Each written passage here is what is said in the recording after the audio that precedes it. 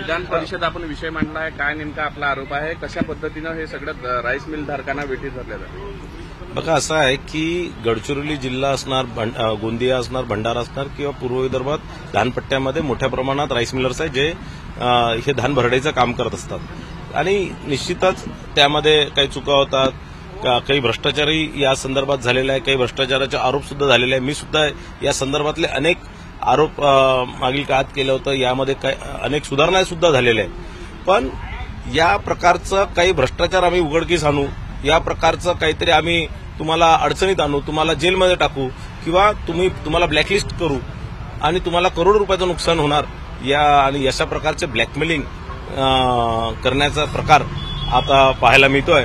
आणि 2 दिवसाआधी एक एलएक्यू विधानसभेमध्ये लागली होती या संदर्भात आणि त्यानंतर काल लक्षवेधी या संदर्भात विधान परिषदेमध्ये लागली आणि निश्चितच यामध्ये मोठ्या प्रमाणात ब्लॅकमेलिंग करण्याचा, खंडणी मागण्याचा प्रकार या प्रकरणात झाला होता.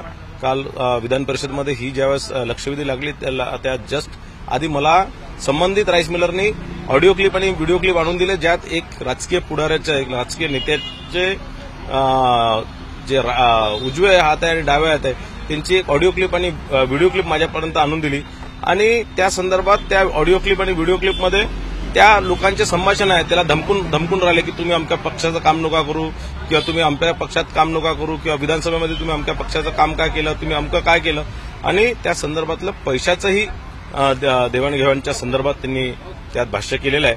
आणि निश्चितच व्हिडिओ क्लिपमध्येही संबंधित नेत्याचे उजवे हात किंवा डावे हात जे असतात ते त्या राईस मिलर्सच्या कार्यालयात गेले, त्यांच्याकडे पैशाची मागणी केली, पैसे घेण्याकरता ते गेले होते पण त्या राईस मिलरने त्यांना पैसे दिले नाही आणि मग पैसे दिले नसल्यामुळे ही एलएक्यू लागली असा माझा समज आहे. आणि निश्चितच या संदर्भातली एक सखोल चौकशी करण्याचं मी सभागृहात मांडणी केलेली आहे. या संदर्भातलं एक ऑडिओ क्लिप आणि व्हिडिओ क्लिपची एक कॉपी मी माननीय फडणवीस साहेबांना दिली आहे.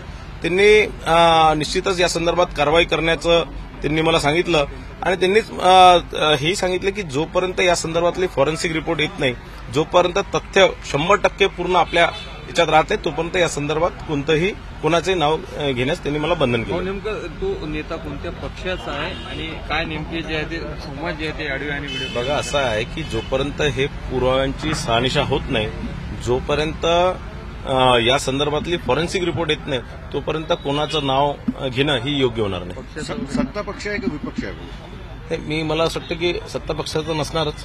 ओके, संवाद वगैरे काय झालेला आहे नेमकं? नाही, त्यात धमक्या देण्याचं काम त्यांनी केलेलं आहे की तुमचे लक्षवेधी लागल्यावर तुम्हाला कसं तुम्ही अडचणीत येणार, तुम्हाला कसं तुम्ही हे केलं, पैशाची त्यात मागणी केलेली आहे.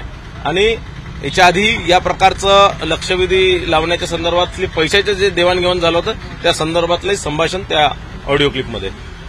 जनतेचं प्रश्न मांडण्याचं व्यासपीठ असेल जे आहे ते विधान परिषद किंवा विधानसभेला पाळायचं, अशा पद्धतीने पैशाची मागणी कितपत योग्य आहे तुमचं काय? नाही, हे तर एकदम चुकीचं आहे. आम्हाला जनतेमधनं जे विधानसभेच्या आमदारांना निवडून देतो की आम्ही विधान परिषदमध्ये जे आम्हाला जनतेच्या आशीर्वादाने आम्ही येतो, हे आम्हाला जनतेची सेवा करण्याकरता आम्ही इथे आलेलो आहे, महाराष्ट्राची सेवा करण्याकरता आलेलं आहे, गोरगरिबांची, शेतकऱ्यांची सेवा करण्याकरता आलेलं आहे. आणि कुठेतरी हे जे सगळे आयुध आहे, जे अधिकार आम्हाला मिळाला आहे त्याचा कुठेतरी गैरवापर करून लोकांना ब्लॅकमेलिंग करण्याचं प्रकार सुरू आहे. आणि अनेक लोक पैशाची मागणी नाही पण त्यांच्या विधानसभेच्या निवडणुकीत काही लोकांनी जर समजा त्यांच्या विरोधात काम केलं असणार किंवा काही लोकांनी त्या निवडणुकीच्या वेळेस त्यांना पैसे दिले नसणार किंवा काही लोकांनी समजा दुसऱ्या पक्षाचं काम केलं असणार किंवा काही लोकांनी त्या सगळ्या प्रकारच्या लोकांना, ते बिल्डर असतील, ते कॉन्ट्रॅक्टर असतील, ते काहीतरी एखादा व्यावसायिक असणार, तर त्यांना त्यांच्या व्यवसायाचे आम्ही प्रश्न लावू. त्यांना तुम्ही कॉन्ट्रॅक्टर आहे तर आम्ही तुम्हाला संबंधित अधिकाऱ्यांकडे, संबंधित मंत्र्याकडे तक्रार करू, एलएक्यू करू, या संदर्भातल्या धमक्या देण्याचं काम सुरू आहे. निश्चित हेही कुठेतरी रोखलं गेलं पाहिजे.